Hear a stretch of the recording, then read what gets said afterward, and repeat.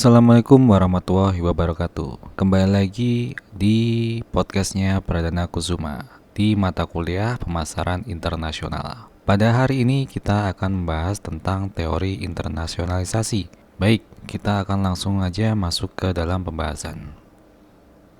Capaian pembelajarannya adalah mahasiswa mampu memahami aplikasi motif internasionalisasi, pemicu inisiasi ekspor, hambatan atau resiko internasionalisasi, model internasionalisasi upskala, model analisis biaya transaksi, dan juga model jaringan atau model networking. Nah, pada pertemuan sebelumnya kita sudah belajar tentang motif internasionalisasi, kemudian pemicu inisiasi ekspor, dan juga hambatan atau resiko internasionalisasi. Kita bahas sejarah perkembangan internasionalisasi. Banyak literatur awal tentang internasionalisasi terinspirasi oleh teori pemasaran umum. Kemudian, internasionalisasi ini lebih berurusan pada pilihan antara ekspor dan juga FDI atau Foreign Direct Investment, yaitu merupakan pendekatan pemasaran tradisional dengan konsep siklus hidup untuk perdagangan internasional. Kemudian ada model internasionalisasi upskala, pendekatan internasionalisasi, pendekatan electric Dunning, yaitu peran kegiatan ekonomi seperti produksi, aset, koneksi dalam pemasaran internasional. Kemudian ada pendekatan jaringan, yaitu pendekatan perusahaan domestik menjadi jaringan pemasaran internasional. Nah, model internasionalisasi upskala ini merupakan komitmen pasar tambahan dibuat dalam langkah-langkah inkremental kecil. Misalnya, memilih pasar geografis tambahan dengan jarak psikis kecil dikombinasikan dengan memilih mode masuk dengan sedikit resiko tambahan. Menurut Dunning, elektik ini lebih kepada kecenderungan perusahaan yang terlibat dalam proses produksi internasional meningkat jika tiga kondisi ini dipenuhi. Yang pertama, keuntungan pemilikan, keuntungan lokasi, dan juga keuntungan internalisasi. Keuntungan pemilikan ini lebih kepada perusahaan yang memiliki fasilitas produksi asing, memiliki keuntungan kepemilikan yang lebih besar dibandingkan perusahaan yang lain di negara lain tersebut. Kemudian keuntungan lokasi ini harus menguntungkan bagi perusahaan untuk melanjutkan aset ini dengan faktor pendukung, misalnya tenaga kerja, energi, bahan, komponen, dan lain sebagainya. Sedangkan keuntungan internalisasi ini harus menguntungkan bagi perusahaan untuk menggunakan keunggulannya daripada menjualnya atau hak untuk menggunakan kepada perusahaan asing. Perbedaan antara jarak budaya dan jarak psikis. Psikis distance ini lebih kepada persepsi individu tentang perbedaan antara dua pasar dalam hal perbedaan karakteristik baik negara maupun orang yang mengganggu arus informasi, barang, dan jasa antara perusahaan dan pasar. Nah, di psikis distance ini ada dua dimensi. Yang pertama ada country characteristic distance dan juga people characteristic distance. Untuk penjelasannya teman-teman bisa baca di buku textbooknya ya. Kemudian ada cultural distance, yaitu mengacu pada tingkat budaya dalam skala makro suatu negara yang didefinisikan sebagai sejauh mana nilai-nilai budaya atau faktual di suatu negara berbeda dengan yang ada di negara lain, yaitu jarak antar negara. Model internasionalisasi upskala, the stage model. Johnson dan Wildersheimer ini membedakan antara 4 cara yang berbeda untuk memasuki pasar internasional. Tahap pertamanya adalah tidak ada kegiatan ekspor yang reguler atau ekspor sporadis. Tahap keduanya adalah ekspor melalui perwakilan independen atau mode ekspor. Kemudian tahap ketiga adalah pendirian anak perusahaan penjualan asing, dan yang keempat adalah unit produksi atau manufaktur asing. Jadi ada 4 tahap. Yang pertama ini tidak ada kegiatan ekspor sama sekali, kemudian ada ekspor yang berdasarkan perwakilan, kemudian mulai mendirikan anak perusahaan mungkin atau anak perusahaan yang bersifatnya untuk menjual saja, kemudian di tahap keempat bisa saja membangun sebuah pabrik di situ. The stage model sebenarnya telah dikembangkan oleh Welch dan Lousterinen yang beroperasi dengan 6 dimensi internasionalisasi, yaitu objek penjualnya apa, metode operasi, pasar, struktur organisasi, keuangan, dan juga personil. Jadi kalau dilihat di gambar yang 3.2, ini ada 6 dimensinya disebutkan di sini. Jadi ada sales objeknya, ada market, ada organizational structure, ada personal. Masing-masing meliputi objek-objek tertentu ya. Silahkan nanti teman-teman dipahami tentang foreign operation method dan lain sebagainya. Kemudian sini ada pandangan kritis dari model upskala. Jadi di sini kalau misalkan kita lihat patternnya atau polanya dari perusahaan dibandingkan dengan jumlah target pola negaranya, di sini kalau kita lihat dari atas ke bawah itu artinya dari low ke high ya. Jadi kalau kita lihat polanya ini di level 1 ke 2. Jadi level 1 ini lebih meningkat ya. Kecenderungannya kita lebih meningkat dari low ke high. Ya kan, dari atas ke bawah tuh low, atas tuh low, bawah tuh high. Kemudian di level kedua itu justru menurun. Kemudian di level ketiga, level keempat, dan level kelima itu akan kecenderungannya meningkat. Jadi mulai dari yang pertama tadi, mulai export agent, kemudian beralih ke foreign investment atau FDI tadi yang kita sudah sempat singgung.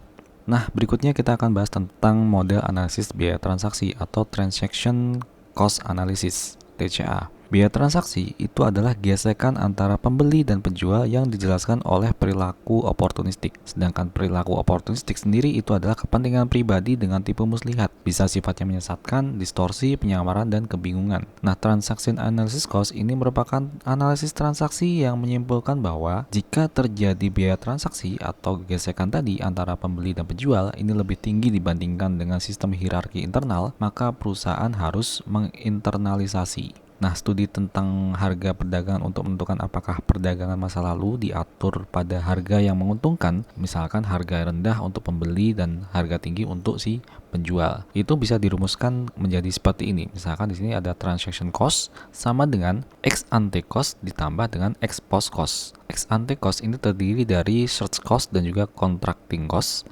sedangkan ex post cost ini terdiri dari monitoring cost dan enforcement cost.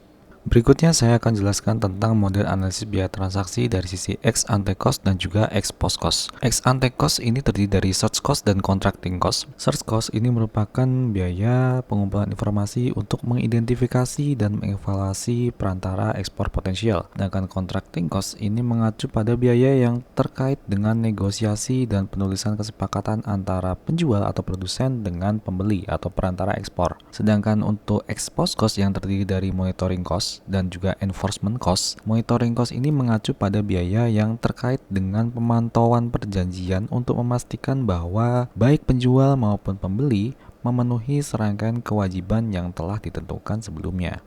Sedangkan enforcement cost ini mengacu pada biaya yang terkait dengan sanksi mitra dagang yang tidak melakukan sesuai dengan perjanjian. Jadi untuk ex ante cost tadi kan terkait dengan biaya ketika kita melakukan mencari informasi dan juga negosiasi atau kontrak. Sedangkan ex post cost ini tentang monitoring dan juga sanksi-sanksi ketika ada kecurangan atau penipuan dan lain sebagainya, atau sesuatu hal yang tidak diinginkan ketika kita melakukan proses internasionalisasi. Nah, biasanya kalau misalkan di antara buyer dan juga seller ini ada semacam friction atau gesekan. Gesekan itu artinya ketidaksesuaian. Misalkan tadi kemarin kita sempat singgung tentang nilai tukar, commercial risk, yaitu jika masuk ke friction in juga untuk biaya cost tadi. Nah, hal tersebut kita bisa rincikan menjadi ex ante cost dan juga ex post cost tadi. Jadi dari situ kita bisa kelola bagaimana sih kita bisa memonitoring untuk proses model analisis biaya transaksi. Asumsi biaya transaksi ini alternatif utama tata kelola pasar. Ini terdiri dari eksternalisasi dan juga internalisasi. Eksternalisasi ini melakukan bisnis melalui mitra eksternal, misalkan importir, agen maupun distributor. Sedangkan integrasi ini mitra eksternal ke dalam organisasi itu sendiri. Sebagai contohnya adalah konsultan misalkan, itu masuk ke internalisasi. Eksternalisasi dan internalisasi transaksi disamakan dengan perantara, misalkan agen maupun distributor, dan anak perusahaan penjualan atau struktur tata kelola lainnya yang melibatkan pengendalian kepemilikan. Keterbatasan kerangka kerja dari TCA. Yang pertama adalah asumsinya sempit tentang sifat manusia. Contoh, membangun kepercayaan dengan agen dan juga distributor. Itu menjadi dasar bagaimana sifat manusia yang asumsi dasarnya seperti itu. Ketika kita ingin melakukan investasi atau melakukan mitra perjanjian kerja. Kemudian mengesampingkan biaya transaksi internal perusahaan yang justru menjadi sebuah biaya yang cukup besar. Sebagai contoh, misalkan biaya untuk bertemu dengan mitra. kemudian dan sebagainya, atau biaya-biaya kecil yang sebenarnya itu tidak masuk ke dalam biaya operasional atau dikesampingkan dari biaya operasional, namun ketika dikalkulasikan itu justru biaya yang cukup besar bagi internal perusahaan. Kemudian terbatasnya sumber daya pada UKM menjadi motivasi untuk eksternalisasi. Namun secara hierarki kadang ini menjadi masalah tersendiri bagi UKM karena UKM ini mengelola berdasarkan keterampilan, kepercayaan, dan juga hubungan kontraktual.